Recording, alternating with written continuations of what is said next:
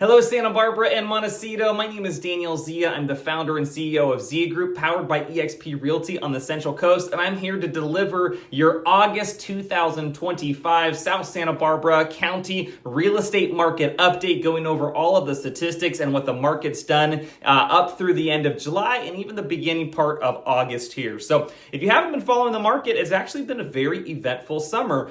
We saw lots of early activity in the year, the first 4 or 5 months, especially in that luxury market with the unfortunate fires in LA and the Palisades in Malibu, bringing a migration of potential buyers and families into our kind of Montecito and Santa Barbara community. And then fast forward, towards the mid to late spring, the market languished a little bit. I think a lot of people had made those quick early decisions. Some of those fire migration buyers didn't have insurance settlements in hand yet, or even they were uncertain about what may happen in the future, and they were still in this kind of status quo kind of decision-making mode. And then you fast forward, early summer was a little bit slow, kind of in that pause, but when July hit, it was like someone flipped on a light bulb or flipped a light switch and the market just turned on. We saw almost 50% more sales activity in July, homes going into escrow, compared to the same period of time, July 2024. So it was a very strong jolt of activity in the market, and even carrying over into August, the first couple of weeks, we're seeing more multiple offers, more buyer activity. Even though the pace of sales, if you look at the sales statistics, they're a little bit longer for properties to sell, more like 7 weeks, compared to some of the 4 to 5 weeks we see. What's actually a lot of the new inventory that's priced right is moving very quickly, including on that more affordable side of the market. We've seen lots of multiple offer scenarios in that kind of $1.5 million price point, for an entry level home in San Roque or the East Side or something. That's actually been moving very quickly. So what's stimulating this activity? Well, we're not quite sure. Some of that activity is still these kind of fire migration buyers. They're ready to make more final decisions, and that's still some of the strong activity in our market. We do have interest rates at a near low for the last 12 months, so that's definitely giving some people some optimism. People's portfolios in the market are actually doing pretty well, and so they're feeling more cash rich, and so we're seeing a good number of cash offers. And then even the buyers that are just using that cash for a down payment, they feel a little bit wealthier at the moment with their portfolios doing better, and so it feels like the cost of housing is less, even though we haven't really seen prices come down at all.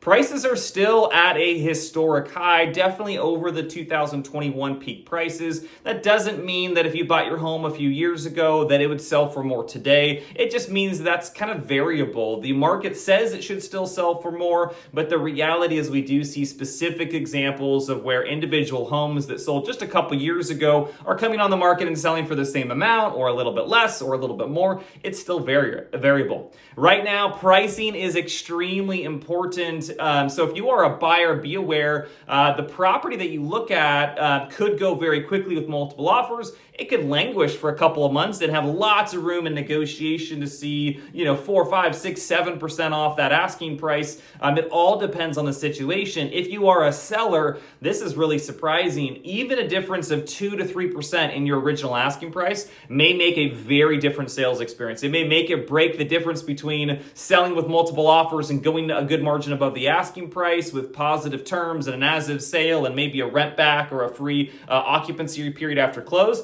2, you have to do 1, 2, 3 price reductions to entice buyers to come back, and you finally sell for quite a bit more than the original 2 to 3% less. So it's a really important time for many segments of the market, not every segment of the market, to keep pricing in consideration and to even consider pricing a little bit below where the market comps say it should be and letting that market activity carry it above.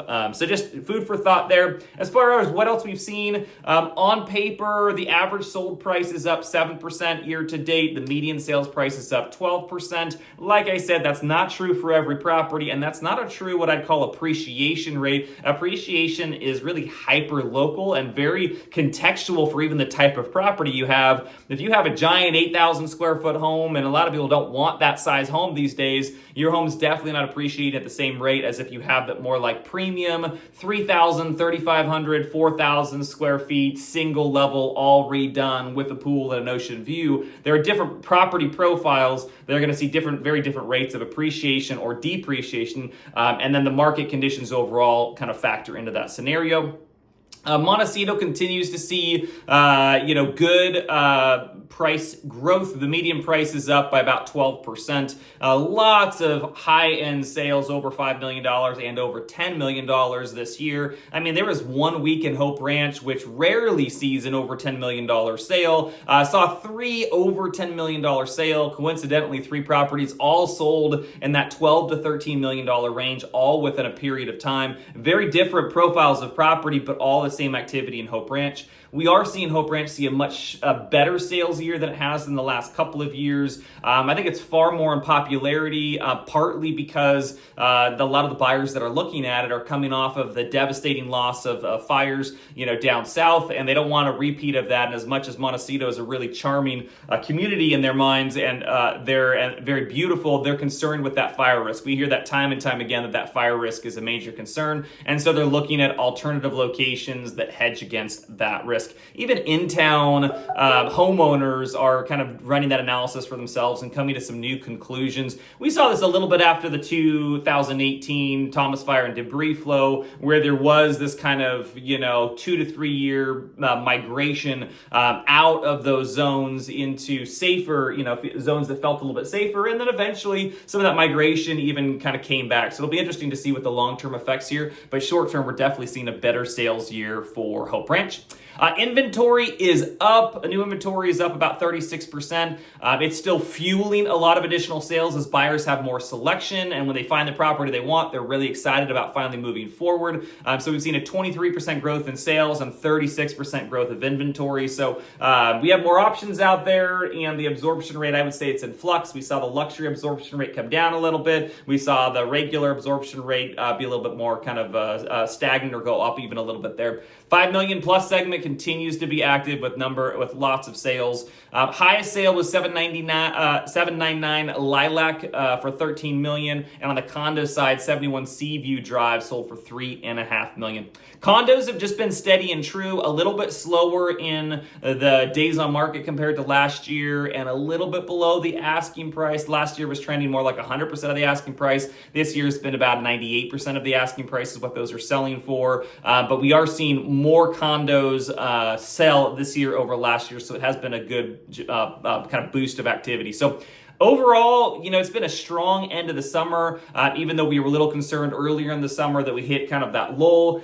We expect it to be a pretty good fall. There's some optimism in the market about what may happen with interest rates later this year and into next year, with the chairman of the Fed kind of changing of the guard, so to speak, that may happen and may change some policies there. So keep your eyes out. As always, I'll deliver this market update every month, so please tune in. And if you need anything from us, we're always happy to do a private consultation and put these kind of more broad, localized statistics and activity and put it really hyper local for your specific situation and goals and kind of help tailor a kind of plan of action for you. Until next time, enjoy the last few days of summer and you're beginning to fall.